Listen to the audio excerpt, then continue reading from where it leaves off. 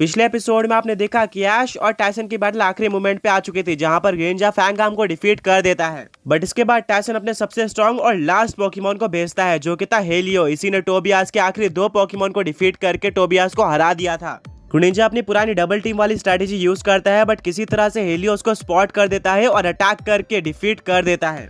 ऐश का last Pokemon septal होता है। फाइनल मूवमेंट पे सेप्टल सोलर बीम यूज करता है, वहीं पर हेलियो हाइड्रो पंप का यूज करता है। सोलर बीम हेलियो पे लग जाता है। अब आगे हेलियो जमीन पर गिर चुका था। रेफरी वहां पर जाता है और वेट करता है ये देखने के लिए कि क्या हेलियो वापस उठ सकता है या फिर नहीं।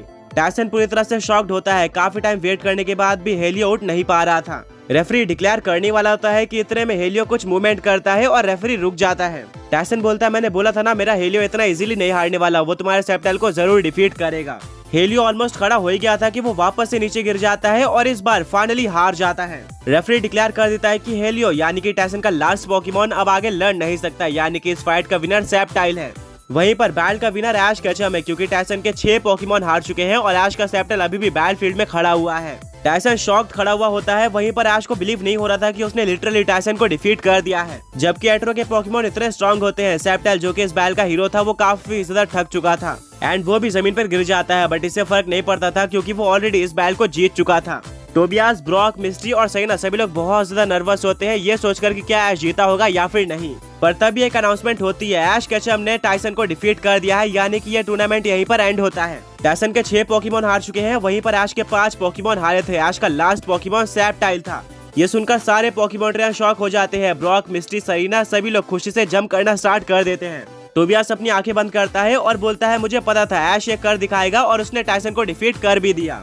कुछ पोकेमॉन ट्रेनर खुश थे पर ज्यादातर डिसअपॉइंटेड थे, क्योंकि अब वो टाइसन से बैटल नहीं कर पाएंगे। ये टूर्नामेंट यहीं पर एंड होता है। अनाउंसर बोलता है, इतना नहीं, ऐश पूरे हिस्ट्री का 7th पोकेमॉन ट्रेनर बन चुका है जिसने टाइसन को डिफीट किया है और सिंबल जीता है। स्टेडियम में ऐश अभी भी पूरी तरह से स्टिल खड़ा हुआ था। टाइसन अपने हेलियो को पोकेबॉल के अंदर वापस लेता है और बोलता है, तुमने काफी अच्छा ट्राई किया, पर सेप्टल की पावर अलग लेवल पे थी। वो ऐश के पास आता है और बोलता है कि ऐश क्या हुआ, तुम ये बैटल जीत चुके हो और कुछ बोल क्यों नहीं रहे। ऐश पूरी तरह से शॉक्ड होता है और बोलता है, क्या सच में मैं ये बैटल जीत गया हूँ। टाइसन बोलता है कि हाँ, तुम जीत चुके हो। ऐश बहुत ज्यादा खुश होता है और वो टाइसन से हाथ मिलाता है, जिसके बाद वो सबसे पहले सेप्टल के पास जाता है, जो कि जमीन पर गिरा हुआ था। वो बोलता है कि सेप्टल, मैं जानता हूँ तुम बहुत ज्यादा वीक हो चुके हो, पर इतने सब चैलेंजेस के बाद भी तुमने अपना बेस्ट दिया और फाइनली टाइसन के हेलियो को डिफीट कर दिया, जिसको आज तक सिर्फ और सिर्फ 6 पोकेमॉन डिफीट कर पाए थे।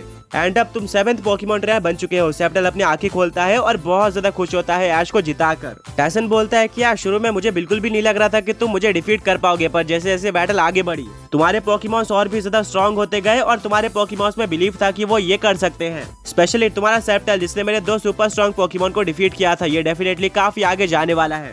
ऐश और सेप्टल दोनों ही टाइसन को थैंक यू बोलते हैं। टाइसन बोलता है, और हाँ, मैं तो ये भूल ही गया। वो अपने जेब से सिंबल निकालता है और बोलता है कि ऐश, ये लो, तुमने एक और सिंबल अर्न कर लिया है और ये तुम्हारे मेहनत का नतीजा है। ऐश बहुत ज्यादा खुश होता है और वो सिंबल ले लेता है। अब ऐश के पास 5 सिंबल हो चुके थे एंड सिर्फ और सिर्फ एक और सिंबल जीतना था पोकेमॉन लीग में पार्टिसिपेट करने के लिए।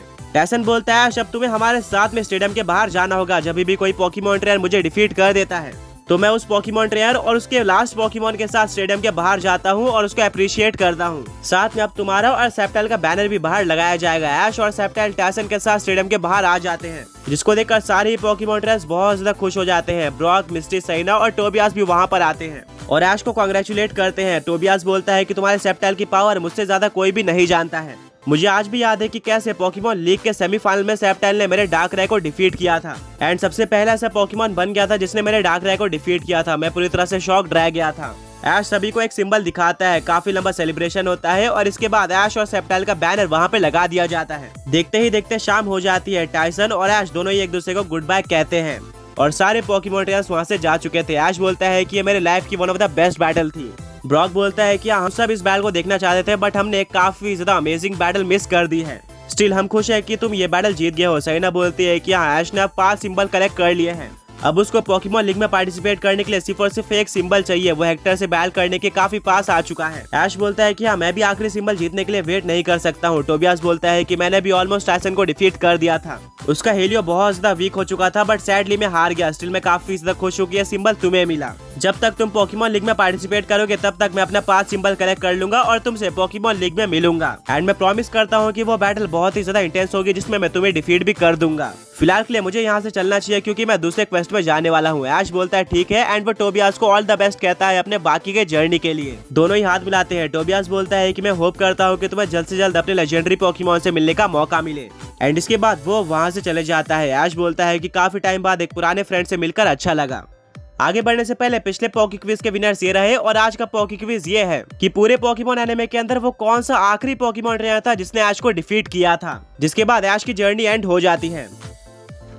ऐश, ब्रॉक, मिस्टी और सरीना आगे बढ़ती हैं। हर बार की तरह ब्रॉक अपने मैप को बाहर निकालता है। इससे पहले कि वो आगे की कुछ इन्फॉर्मेशन बता पाता है, ऐश का बैग शेक करना स्टार्ट कर देता है। ऐश डर जाता है। मिस्टी बोलते हैं क्या तुम्हारे बैग में कोई पोकेमॉन है? ऐश बोलता है कि पता नहीं, शायद कोई पोकेमॉन मेरे बैग में घुस गया होगा। ऐश अपने बैग को खोल के देखता है और रिलैक्स फील करता है क्योंकि वो कोई पोकेमॉन नहीं बल्कि उसका पोकेमॉन एग था, जिसने फाइनली इतने टाइम बाद शेक करना स्टार्ट कर दिया था, यानी कि वो हैच होने के करीब आ चुका था। ब्रॉक बोलता है बट अभी भी एग को हैच होने में थोड़ा टाइम लगने वाला है, तुम्हें इसको अपने बैग में ही रखना चाहिए। ऐश बोलता है कि हाँ, मैं काफी एक्साइटेड हूँ ये जानने के लिए कि इस पोकेमॉन एग के अंदर कौन सा पोकेमॉन होगा। सरीना गेस करती है कि डेफिनेटली इसके अंदर कोई ना कोई एटरो पोकेमॉन है। ब्रॉक बोलता है बिल्कुल नोमोगॉन की तरह, हो सकता है कि इसके अंदर कोई मिस्टीरियस पोकेमॉन हो। ऐश बोलता है कि हाँ, बट इसके चांसेस थोड़े कम लग रहे हैं।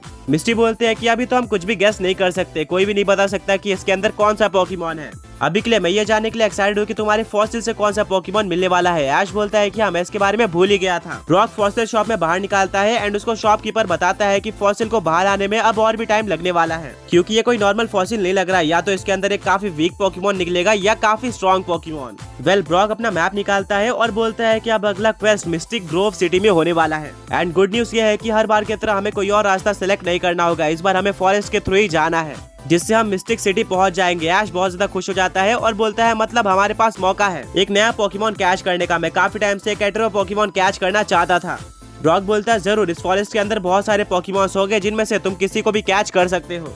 ब्रॉक, मिस्टी, ऐश और सरीना सभी लोग आगे बढ़ते हैं और फाइनली वो लोग कैलेस्टीन सिटी से बाहर आ जाते हैं एंड एक फॉरेस्ट के अंदर एंट्री ले लेते हैं जो कि बहुत ही ज्यादा घना था और हर तरफ सिर्फ और सिर्फ पेड़ ही पेड़ दिखाई दे रहे थे। यहाँ पर बड़े से लेके छोटे काफी सारे पोकेमॉन्स भी थे जिनको देखकर ऐश बहुत ज्यादा एक्साइटेड हो जाता है। वो बोलता है पिकाचू, हमें यहाँ पर अपने लिए एक अच्छा सा पोकेमॉन देखकर कैच करना है। ब्रॉक बोलता है अभी नहीं, ये फॉरेस्ट की स्टार्टिंग है, आगे जाके फॉरेस्ट और भी ज्यादा घना हो जाएगा जहाँ पर तुम्हें और भी स्ट्रॉन्ग पोकेमॉन देखने को मिलेंगे।